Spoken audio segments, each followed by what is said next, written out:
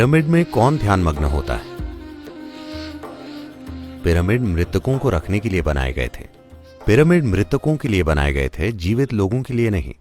हाँ, अगर आप पिरामिड बनाते हैं, चाहे आप कागज का पिरामिड बनाएं, आप प्रयोग करके देख सकते हैं। पिरामिड के शीर्ष पर 56 डिग्री का कोण होना चाहिए, सभी चारों कोणों पर। अगर आप ठीक 56 डिग्री कोण के साथ पिरामिड बनाएं, चाहे एक मामूली पेपर पिरामिड हो। आप एक सब्जी लीजिए, अगर ये ट्रॉपिकल वातावरण में है तो आप बहुत आसानी से इसकी जांच कर सकते हैं। मान लीजिए कोई सब्जी या फल है जो आमतौर पर 3-4 दिन में सड़ जाता है।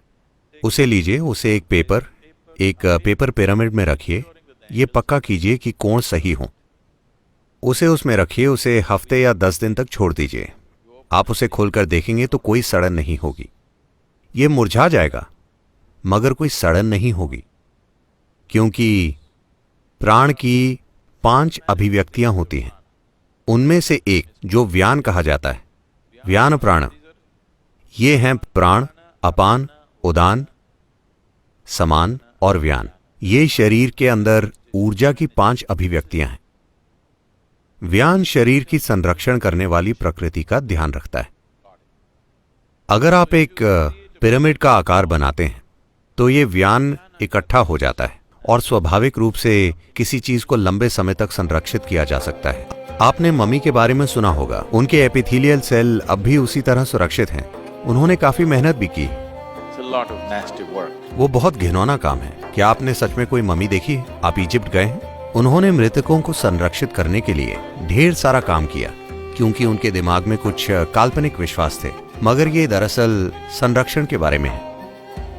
नहीं, मैं जानता हूं कि ढेर सारे लोग, पिरामिड सोसाइटियां भी इसे बढ़ावा दे रही हैं। आप एक पिरामिड के नीचे ध्यान कर सकते हैं। पिरामिड ध्यान करने के लिए नहीं, पिरामिड मृतकों को रखने के लिए। अगर आप अपने परदादा को संरक्षित रखना चाहते हैं तो आप पिरामिड बना सकते हैं, मगर मैं कहूंगा, मरे हुओं को क्यों परेशान करना? मुर्दों को मुर्दों के लिए छोड़ दीजिए। जीवित लोगों की आपको चिंता है ना? हाँ, ये और आपके आसपास के बाकी लोग जो जीवित हैं, आपको उनकी चिंता होनी चाहिए, मरे हुए की नहीं। पिरामिड मृतकों के लिए है। कुछ मुझे नहीं पता कि उन्हें क्या बुलाना चाहिए। ऐसे लोग पिरामिड को एक ध्यान प्रक्रिया के रूप में प्रचारित कर रहे हैं। पिरामिड का ध्यान से कोई लेना देना नहीं है, ठीक है? आपको समझना होगा, ध्यान किसी तरह का काम नहीं है, यह एक तरह का गुण है। अगर आप अपने शरीर का विकास करें, अगर आप अपने मन का विकास करें, अगर आप अपनी भावनाओं और अपनी ऊर्जा को एक समझदारी के स्तर तक ले जाएं, तो ध्यान खिल उठेगा। आप उसे रोक नहीं सकते।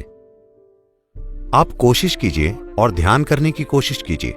आप अपना विवेक खो देंगे और आपके दिमाग में जो है वो भी गिर जाएगा। हां,